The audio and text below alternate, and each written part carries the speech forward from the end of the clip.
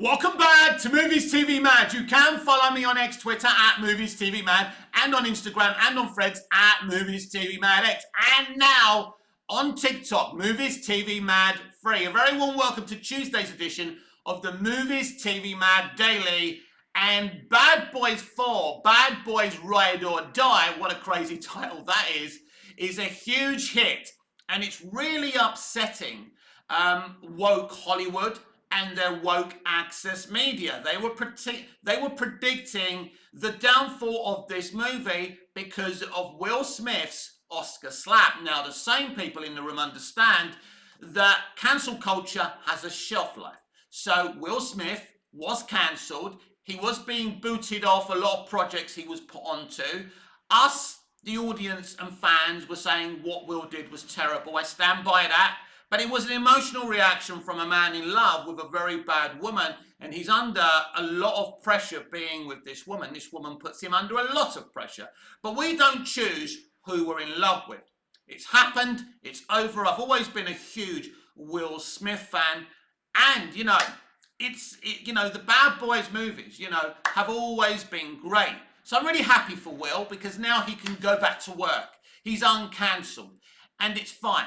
He paid the price. He genuinely apologised. I believe the apology was genuine. We can all move on because that's what the audience have done. But woke Hollywood were hoping that this movie would fail. But Martin Lawrence and Will Smith are black. But not the kind of black that woke Hollywood like. They're talented black men. They're old school diversity and representation. And new woke Hollywood and their slaves in access media don't like that. Old diversity was about talented, diverse people from diverse groups and communities making it and being successful. And woke Hollywood don't like that because they believe anyone can cook. And no, not just anyone can cook. That's the point.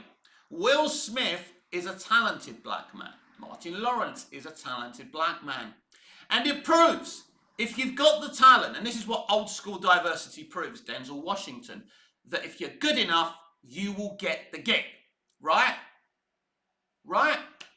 But they don't like that. Carl Weathers, the late Carl Weathers, another talented man with personality, je ne sais quoi, who made it. Why didn't bigotry and racism block them? You can't have it both ways, you see. So it's very, very interesting because access media were talking about the face slap. They were saying this film was going to flop. They wanted it to flop. They're still surprised the Fall Guy flopped because their new woke person, movie star, who isn't actually a movie star, couldn't bring audiences to that movie. So they're upset. They're still really upset that the Fall Guy flopped because your actor that you claim is so popular didn't bring anyone to the table. He isn't a proper movie star, but Will Smith is, and Will and Martin Lawrence are like the black Laurel and Hardy. They are great together. They really are. And those two lads absolutely deserve their success. And even Chris Tucker, who got the face slap, he's proof of old diversity working. Because you had to have the ability. These days, you have the divine right to be on television and film and be a musician or anything you want just by being from diverse communities. That is what sinks industry. Because like it or not, we're still part of a capitalist system. All these artistic industries need to make money. Something that woke Hollywood don't understand. Woke Hollywood wanted Ride or Die to fail. So they could say, you see. But the success of this movie doesn't save New Hollywood. It doesn't. It's a success for that studio, a studio that needs all the money it can get. So this doesn't prove anything. Deadpool and Wolverine being successful, which I'm sure it will, doesn't change anything. But good films, entertaining films, deserve to be successful. And Ride or Die, is it Ride or Die or Ride and Die? Ride or Die. It's a stupid title, but it did the job right. Made money. It's entertaining. It works from the same directors that gave us Batgirl. So they directed Bad Boys for Life, which was a success. Bad Boys Ride or Die, that's a success, and they directed Batgirl, a film that was better than all 4 of the DCEU movies that were released last year. But according to David Zaslav, it was a bad movie and it wasn't good enough to release in cinemas. All he wanted was a tax write-off. But why couldn't he get a tax write-off on Shazam, Fury of the Goddesses? Why couldn't he get a tax write-off on Blue Beetle, an awful movie? Why couldn't he get a tax write-off on Aquaman and the Lost Kingdom? Why couldn't he get a tax write-off on The Flash, which were all bad movies? And Batgirl was a better movie. It wasn't Gone with the Wind, but it was a good movie. Yes, I saw it, Mr. Zaslav. Fucking sue me. I can't afford to pay you. You'll never get anything from me. And you don't really know where I live anyway, so it doesn't really matter. But at the end of the day, I saw the movie and it was great. It was great. And all you did, you took one movie that you thought people wouldn't make a fuss about it being, you know, a tax write-off, and you were wrong. People made a fuss out of it. And at first I didn't really care, and now I do care. Since I saw it, I changed my tune about Batgirl, because these are really good directors. Why aren't they working for DC Universe? Why hasn't James Gunn implemented them for anything? He's not really, I spoke about this yesterday, he ain't really into diversity anyway, but these are really good directors, by the way. These 2 lads are amazing. You know, they've proved it. 2 Bad Boys movies, and I mean, the Bad Boys movies have always been great. I've never seen a Bad Boys movie that I've never seen, which I've never liked, should I say. But, you know, they've directed 2 movies that were great. They're really good directors, and as I say, Batgirl was a really, really good movie. And it's a shame that you guys and girls will never be able to see it. I mean, it's dumb. It's a dumb situation. We live in an industry now that doesn't want to make any money. It's weird. And yeah, Gunn will recast Batgirl. Leslie Grace will not play Batgirl. We spoke about James Gunn and diversity and equity and how he's been able to maneuver it to the way he wanted to make sure that the people he didn't want to be, you know, race swapped and all of that weren't race swapped. He's been smart and he's given diverse actors smaller roles. Nobody's talking about it. I'm the only one who's noticed it. No one is talking about this, and it just makes me laugh. You see, I'm quick on the uptake, you see. This is why you need to slap like, make a comment, and subscribe. Because I see things before these other fucktards see things. The fucktards may never see anything. But really happy for Will Smith, Martin Lawrence. Will Smith has suffered enough.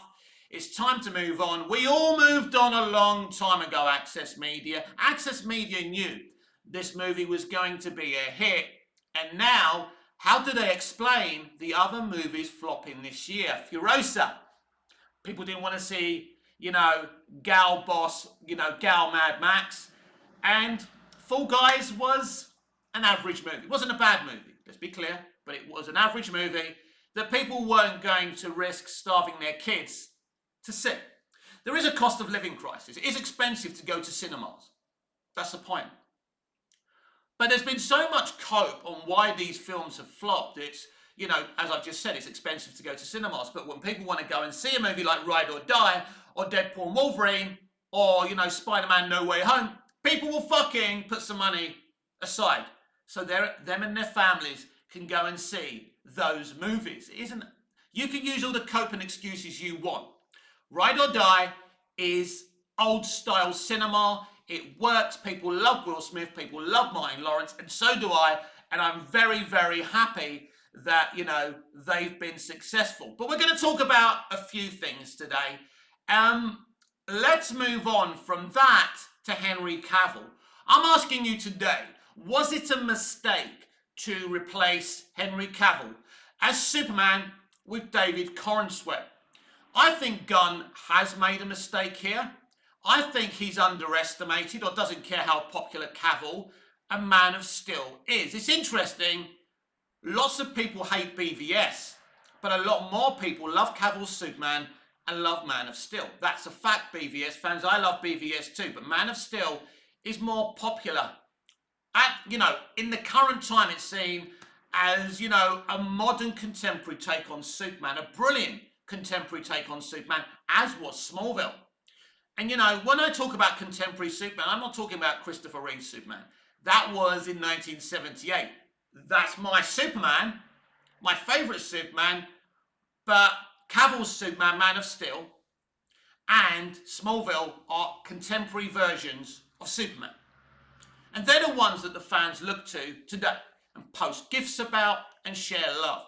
Yes, it was a big mistake to replace Henry Cavill because of his popularity. People will argue that he'll be 41, 42 when, you know, this Superman movie is released. It won't matter.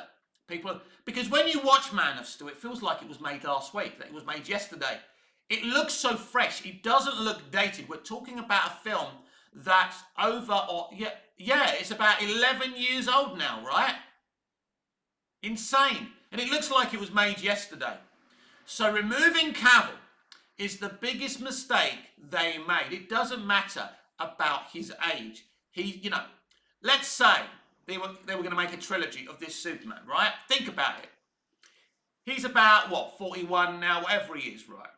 42, 40. Even if they don't finish until he's 48.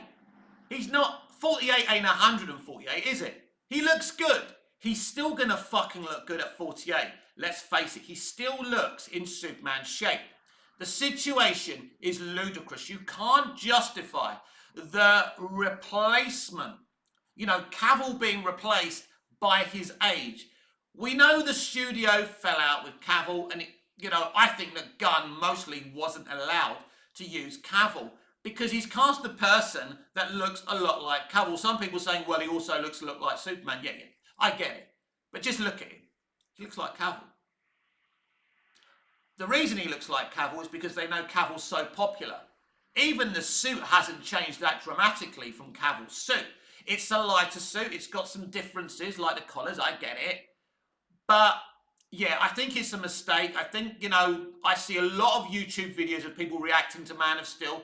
The women, and here's the thing, the women love Henry Cavill.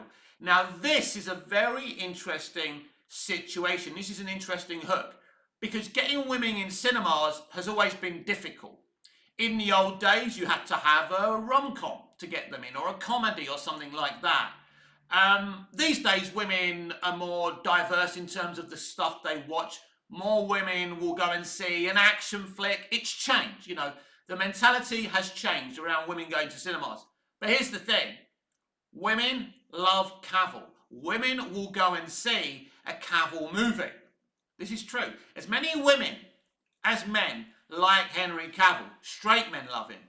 This is what's funny as an alpha. Gay men love him.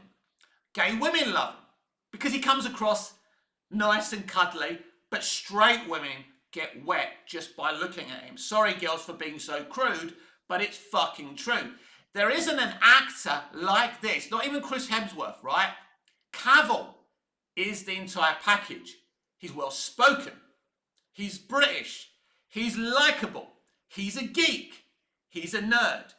He appeals to everyone, and he makes it clear that he cares about the characters that he plays. And this is what's got him fired, like he was fired from Superman and The Witcher, because he cares too much. I don't think that's a bad thing. I think it's good that he cares too much. I wish more actors would care as much as Henry. So it's an absolute, schoolboy error to replace Cavill on whoever made that decision. And as I say, I'm not too sure if James Gunn made that decision alone. And the poor bloke seems to be getting all the flack for that decision. I've defended him replacing Henry, saying everyone deserves to have their own person, which I think if you're starting a new universe, you do. But I still think, in terms of marketing, it's a big mistake because there's people who hate the Snyderverse who love Cavill. That tells you everything. Because a lot of people don't really see Man of Steel as totally a Snyderverse movie. It's directed by Snyder, but the story and the narrative is by Goya and Nolan. That's the difference. If those two guys stayed with Snyder, just directing, we'd still have a DC Extended Universe now. The biggest mistake was Nolan and Goya stepping down creatively. There's a reason more people like Man of Steel. I'm sorry to everyone who's a big Snyder fan, because I love the guy as well, and I love BVS and the Snyder Cut as well. You know that, but I'm talking facts now. There's a reason that Man of Steel is more popular than the other movies, right? Because Snyder was allowed to just direct. That's what he's good at. He's a visual storyteller. Even his fans, his honest, genuine, uncrazy fans who come from Arkham Asylum would that don't come from Arkham Asylum. Yeah, I'll correct myself there. Would admit that Snyder's best strength is directing his visual language. When he starts writing and takes too much control over a movie, it becomes a problem. But still, I love BVS. There's things I can call out, but I love BVS and I love the Snyder Cut. But ultimately, Man of Steel is the movie that, you know, and people will say, well, Batman versus Superman made nearly 900 million. Yeah, it made, you know, it had a great opening because Batman and Superman were in the same movie, but it dropped off quickly. So let's not get that twisted. Man of Steel made, you know, old-fashioned style origin movie money. And if you translate it for today's finance, it's around 960 million, right? So in today's terms, Man of Steel would have made a hell of a lot of money. What that actually means is the 650 that it made, or the 670 or whatever it made, is actually very, very solid money. It was solid money back then, and people called Man of Steel a flop. Warner Brothers were upset it didn't make more money. Actually, looking back and considering it translates to nearly $1 billion today, Man of Steel, for the time, was a huge hit. And it was only because Marvel were putting so many cameos in their origin movies that they were, you know, they were getting more money, right? I think Iron Man did make more money than Man of Steel. But despite that, Man of Steel made good money for the time. So it's an utter mistake that because Goya was let go by WB, Nolan went, well, I'm not going to stay here. You know, I'll be an executive producer because I started the fucking thing and that'll be it. So those two boys going is what started the tragedy and the end. Because Snyder, Goya and Nolan made a good team. I don't care if you like Goya as a writer. I don't care if you're going to bring up the Blade movie he did. I don't give a shit. That's bollocks. That's bullshit. But I think that replacing Henry Cavill is going, when this movie is released, whether it's good, bad or indifferent, we spoke about it a lot yesterday, and I want to see the movie and judge it on its merits, as I said yesterday. But I think replacing Cavill is going to be the rod that breaks the camel's back. And when Gunn and Zaslav and Safran look back, they're going to think, we really shouldn't have done that. That was a mistake. You know, they could have even had Cavill's Superman with Cornsweat's Superman in this movie. A kind of passing of the torch. A bit like the Christopher Reeve Tom Welling moment in the episode Rosetta of Smallville. A beautiful passing of the torch. But I think they've made a mistake here. They've made a huge mistake. Cornsweat is a very, very good actor. He will do a good job. But you can only do as well as your script and your director allows you to do. So it'll be interesting. I think this movie is going to be a mixture of different versions of Superman comics. He's going to try and please everyone. I think the film's going to be a bit of a mismatch. It's going to be some of this. It's going to be some All-Star Superman. It's going to be some of this, some of that, some of Superman 78. And I think because of that, and again, I reserve my judgment, but I think because of that, it's going to be the problem. That's what's going to be the problem. The costume takes that mentality. It's got a piece of that. Comic book design has got a piece of that, a piece of that. That's where the problem lies with Gunn's mentality. He thinks he's clever. He thinks he can please everyone by doing a bit of everything. And I think this is where he's going to fail. But I think the biggest fail will be in replacing Henry Cavill. Henry Cavill still could have made another Superman movie. Then they could have moved on from him if they wanted to. But he could have done a trilogy of movies. He could have been the fucking older statesman Superman of this universe. Are you telling me that Gunn couldn't have fixed the DCEU somehow? And just kind of said, those movies were shit, right? Those movies are shit, right? I'm here now. I can fix it. I can get rid of the things, you know, and they could have used Flashpoint and it still could have been the DCEU, right? He could have even cancelled that Flashpoint that Machete made, and he could have written and directed his own Flashpoint. Just lost my voice. I talk too much and I talk too loud. I know that's the problem. It's in my family, but Gunn could have done his own Flashpoint and rewrote the DCEU. He didn't really do that. It's a mishmash of Machete's version, Hamada's version, and some of the changes he wanted to make. So that's where I see this going wrong. But yeah, ultimately, the biggest own goal will be replacing Henry Cavill. And finally today, I want to talk about the first gay kiss in 60 years in Doctor Who. According to Deadline.com, the kiss we saw between the Doctor and Rogue was the first same-gendered kiss we've ever seen in 60 years of Doctor Who. You fucking virtue-signalling liars. Let's go back to Season 1 of Russell T Davies' revival. Season 1 of the return of Doctor Who after all these years. So, the Doctor and Captain Jack and Rose and everybody are fighting the Daleks. It's the parting of the ways. And Captain Jack, who is a man, let's say, who's pansexual and who will shag anything with a heartbeat, has fallen in love with the Doctor. We know that. It's been catalogued many times. So he goes to the Doctor, I wish I never, he kisses Rose and says, you are worth fighting for or dying for. Then he kisses the Doctor and says, I wish I never met you, Doctor. I was better off a coward. And then he gives the Doctor a big, sloppy kiss on the lips. It's not a romantic kiss, but it's the same gendered kiss. So people going, well, it's not a real gay kiss. That's not what the article said. They said it's the first same gendered kiss. I said this the other day on my review. The kiss between Captain Jack Harkness, a well-developed character by the actor and by RTD, to be fair, and the Doctor kissing was a beautifully earned moment. It wasn't without its criticism at the time, but actually, surprisingly, not many people were upset by this. Now, I said the other day, I was brought up by, I believe, good people with bigoted views, yet bigots can also be good people and good parents, but they drummed a lot of hate into my head. That moment I saw Captain Jack and the Doctor kiss made me see that all those bigoted ideas that were put in my head by my parents and my uncles and everybody and aunts and everybody else were wrong. That love is love.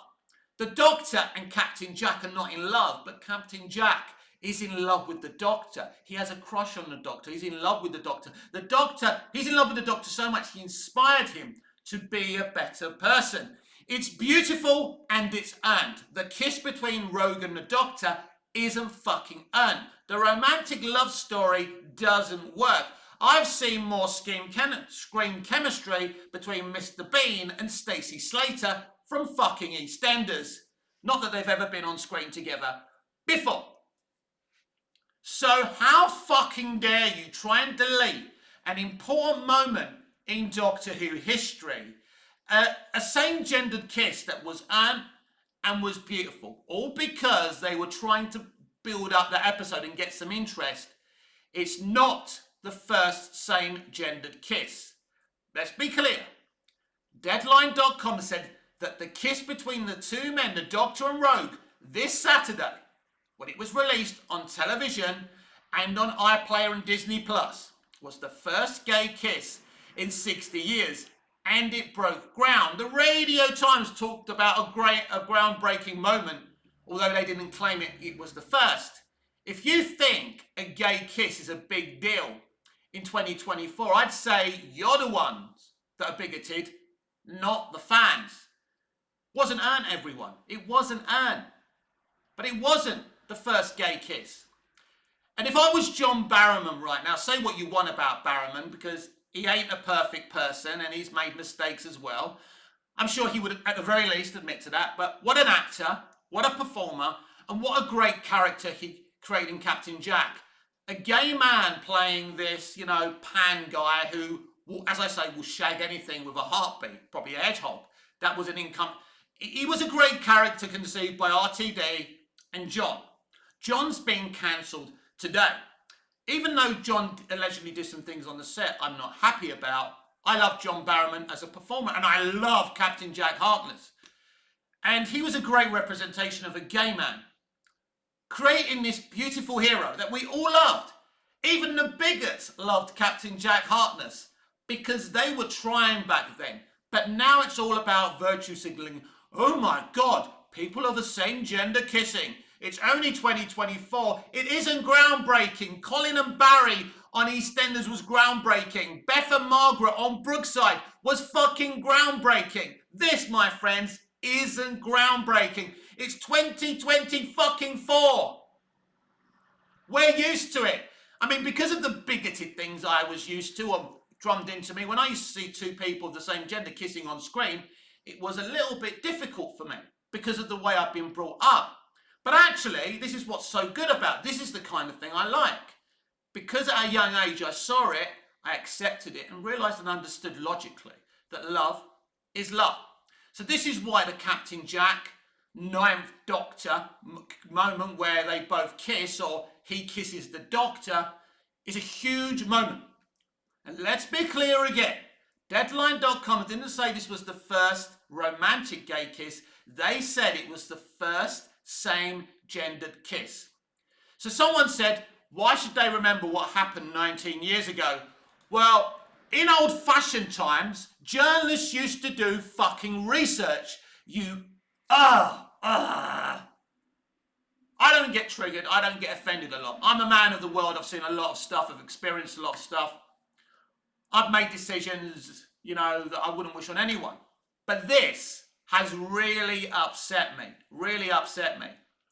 And to try and deny that moment, a special moment for me. I'm not gay, I'm not woke, I'm not a virtue singer, but I do believe love is love.